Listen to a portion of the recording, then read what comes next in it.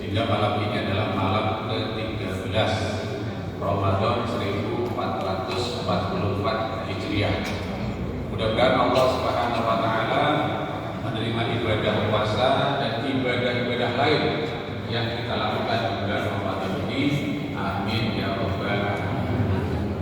Bapak-bapak dan ibu-ibu yang saya hormati, makan dan minum adalah kebutuhan makhluk hidup.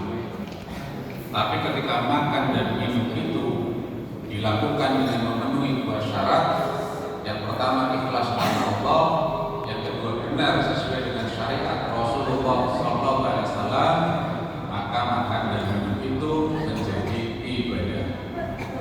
Begitu juga kawin. Kawin adalah kebutuhan makhluk hidup.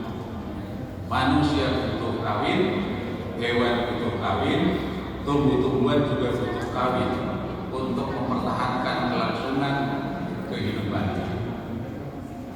Tapi jika manusia itu kawin memenuhi kebutuhan hidupnya dengan syarat memenuhi dua syarat, ikhlas karena Allah, benar sesuai dengan syariat Rasulullah SAW, maka kawin itu juga menjadi ibadah.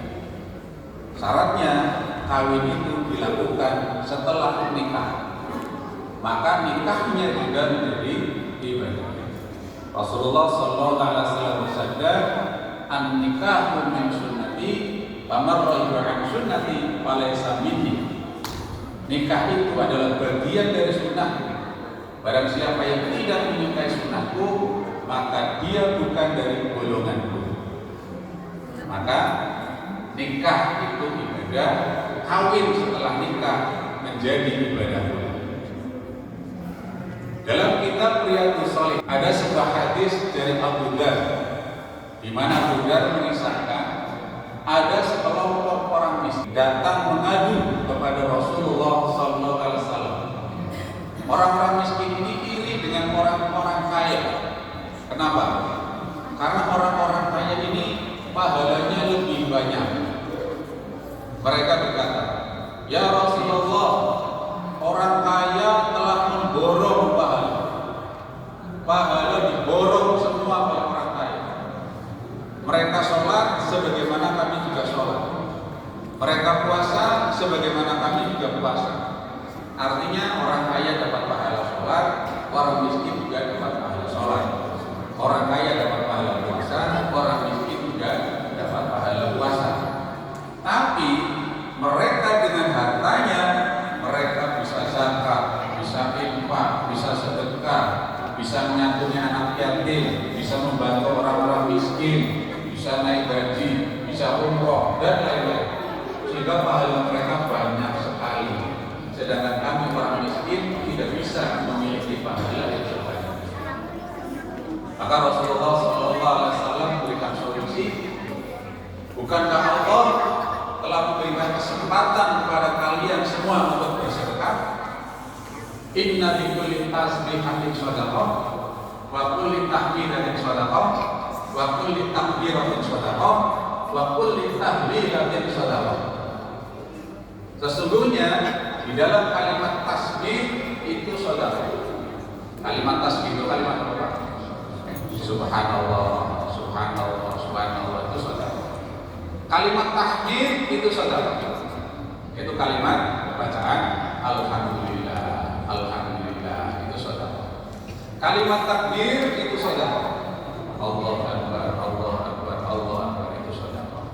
Kalimat tahlil itu sedekah.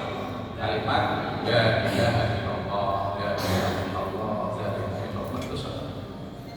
Kemudian Rasulullah SAW melanjutkan, wa fi yud'i ahadikum sedekah. Dan persetubuhan di antara kalian juga sedekah. Jadi kawin itu sedekah. Sexual intercourse itu sedekah. Hubungan suami istri itu sedekah.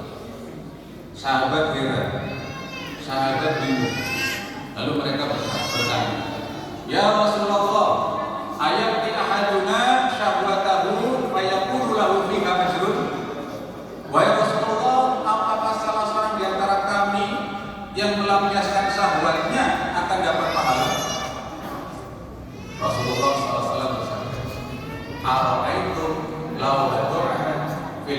al-harami akan alaihi wisr, fakadzalika idza waqa'a fil halali kana lahu ajr. Apakah kalian semua tidak mengerti? Jika persetubuhan itu ditempatkan di tempat yang haram akan mendapatkan dosa, maka begitu juga jika persetubuhan itu ditempatkan di tempat yang halal tentu akan dapat pahala. Hadis riwayat